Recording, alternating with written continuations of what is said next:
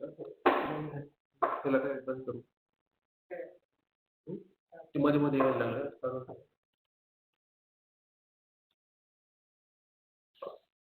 Good afternoon, everyone. Am I audible to you? Hello. Yes. So we'll start with drowning. It's the important topic. It's a long question on the drowning. It is the last part of the aspects here.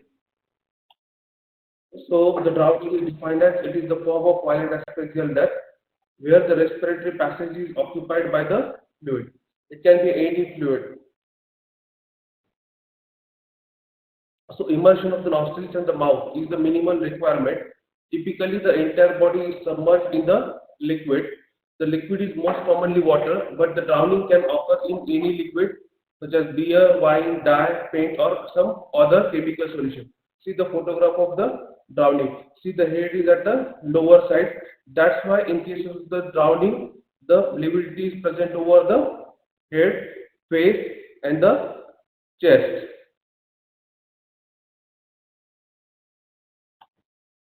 In the process of drowning, the victim first swallows and inhales the water, and thus the air in the lungs is gradually replaced by the water.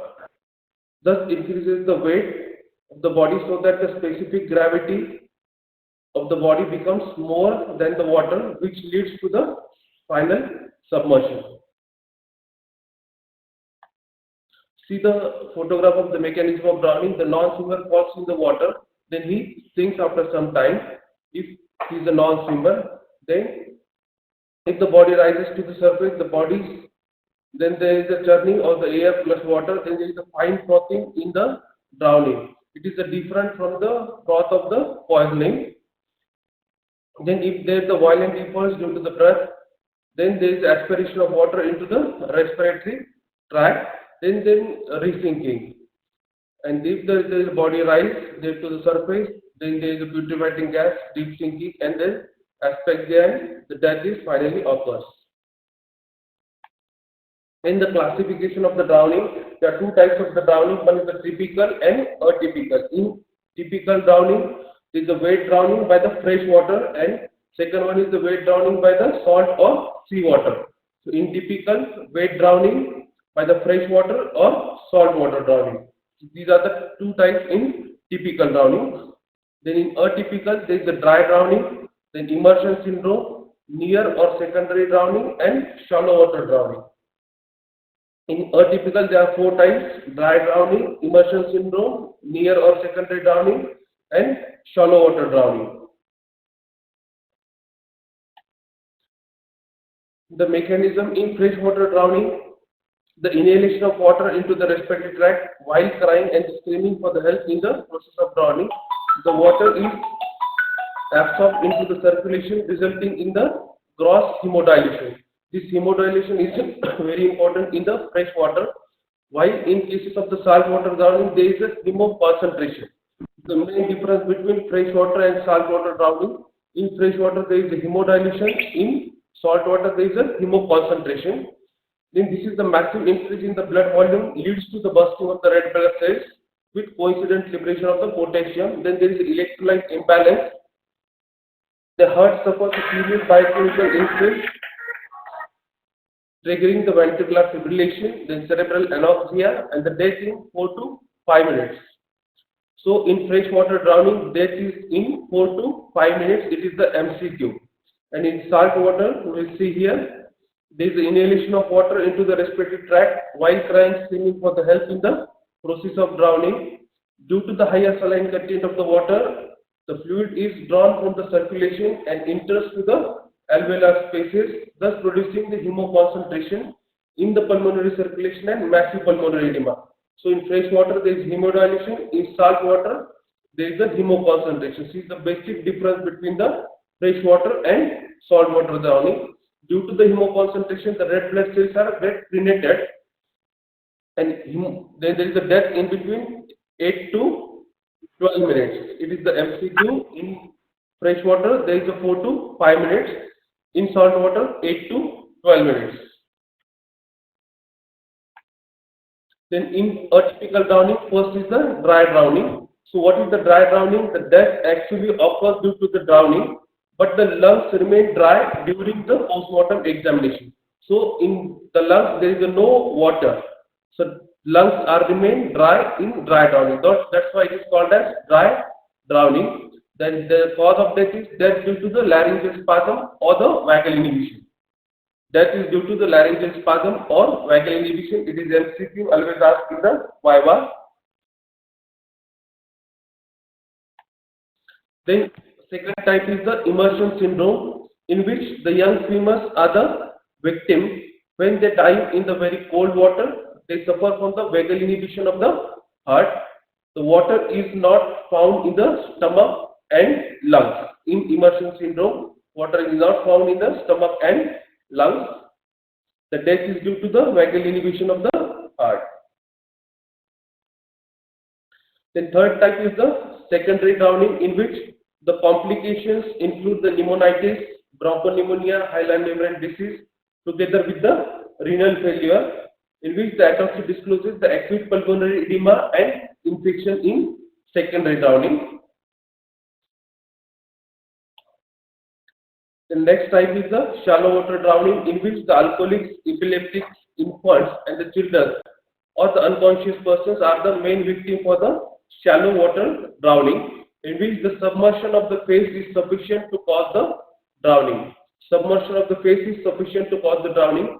Then there is the debris and the dirt are present in the lumen of the respiratory tract and the stomach. It can be either accidental or homicidal death. See here the warning: the children can fall into the bucket and drowning. It is also called as the shallow water drowning. So that keep the children away from the bucket with even a small amount of liquid. See here in the another photograph, the person is drinking the alcohol, and even in this water also there is a shallow water drowning. So minimal amount of the water or any fluid is required in the shallow water drowning. Only the submersion of the face is sufficient. Then causes of death in case of the drowning. In dry drowning, there is a laryngeal spasm or the vagal inhibition. In wet drowning, there is a ventricular fibrillation or hypoxia. In immersion syndrome, there is a vagal inhibition. Then head injury in cases of the drivers. If there is jump from the higher side, then death is due to the head injury. Then in cases of the sea water, there is a gnawing by the aquatic animals. In secondary drowning, there is an infection and edema. So the treatment is the first we have to clear the airways, then by the artificial respiration, then urgent hospital admission to the patient, then supply of the electrolyte. If there is electrolyte imbalance, we have to treat as early as possible. Then see in this photograph, stay on the top of the water. See here the mouth-to-mouth respiration, that is the artificial respiration given to the patient. The prognosis depends upon the period of the submersion, how much amount of the is submerged in that water, then age of the victim, then availability of the resuscitation measures. See here the resuscitation measures different.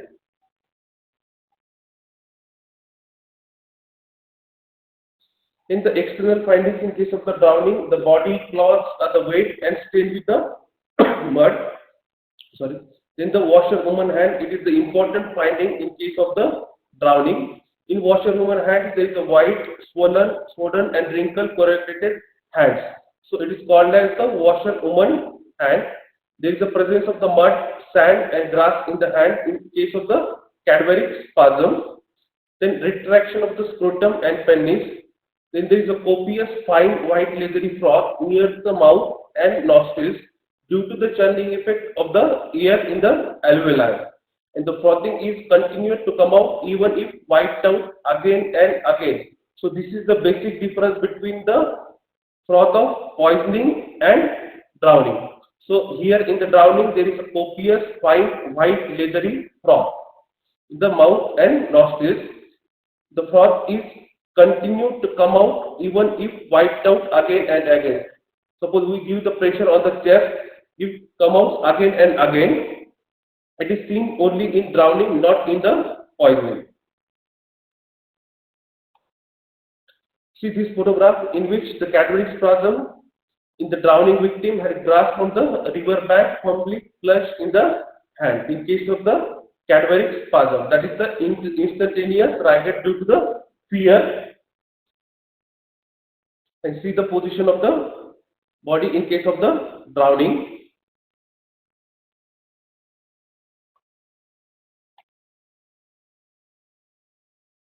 You can see the froth.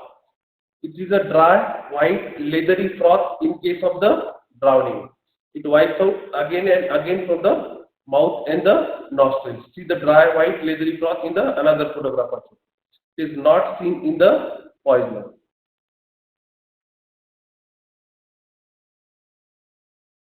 You will see here the sand particles on the body, then the cloth and the body's weight in this photograph first.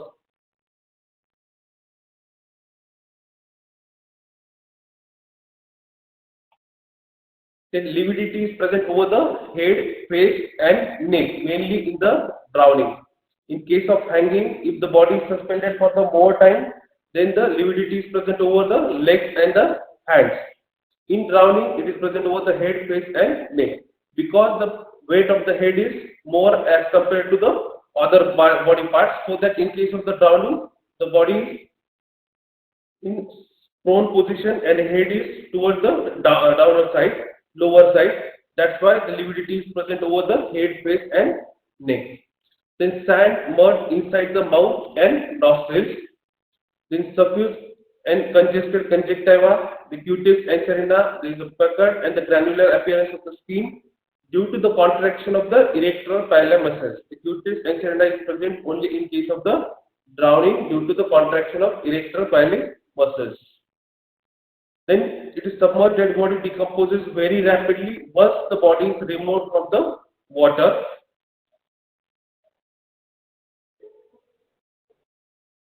Then in nail scraping, there is a presence of the grass, mud under the nail beds, and in injuries, there is a presence of the injuries or the foreign materials in the hands.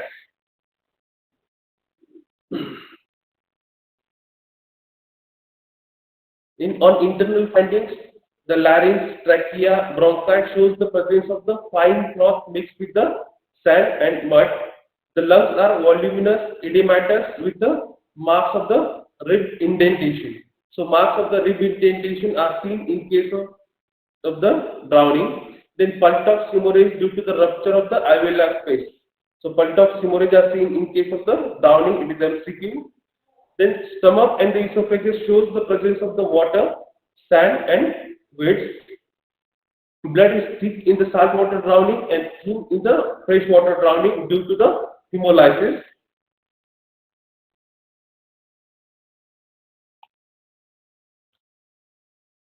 See here the picture in which the lung is voluminous and edematous. Even see the rib indentation in the second photograph.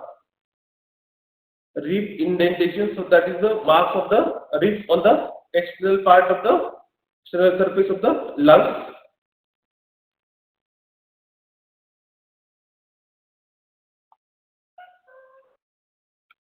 See, this is the pulmonary edema in first photograph, and here the sand and mud particles in the respiratory tract.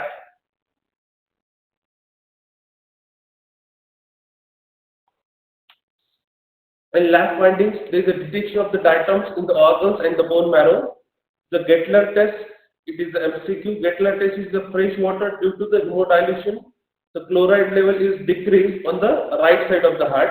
In salt water, due to the hemoconcentration, the chloride level is increased on the left side of the heart. On the microscopic findings, there is a fresh water, low RBC, and in salt water, there is increased RBC. There are no universally accepted diagnostic laboratory tests for the drowning.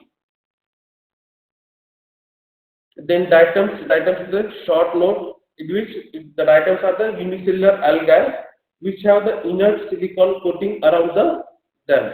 These are the unicellular algae which have inert silicon coating around the dam. It is found when the water is stagnant, that is in the pond or the dam.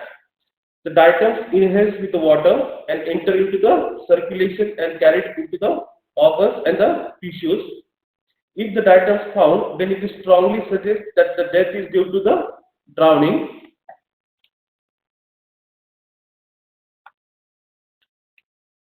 See the circulation of the diatoms. First, diatoms in the water, then through the respiratory tract into the lungs, and after the lungs, it will to circulate into the heart, and then from the heart circulation into the bones and the other visceral organs. So the test for the diatoms are the first the histological examination, and second one is the acid digestion of the bone marrow. So the procedure for the acid digestion of bone marrow, the femur is the bone of choice for the diatom test.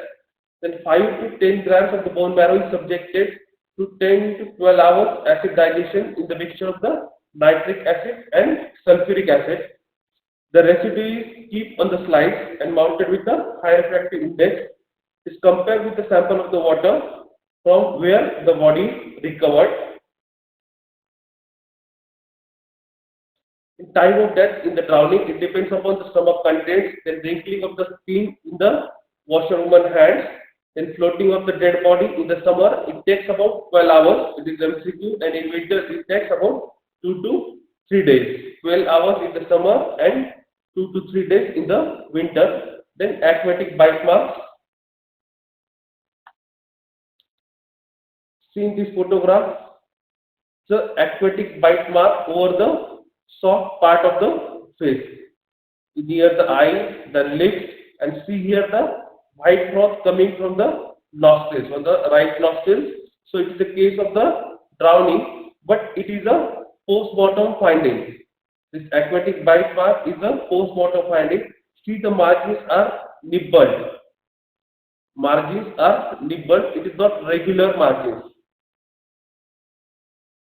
See both near the eyes, then lips markings are the nibbled.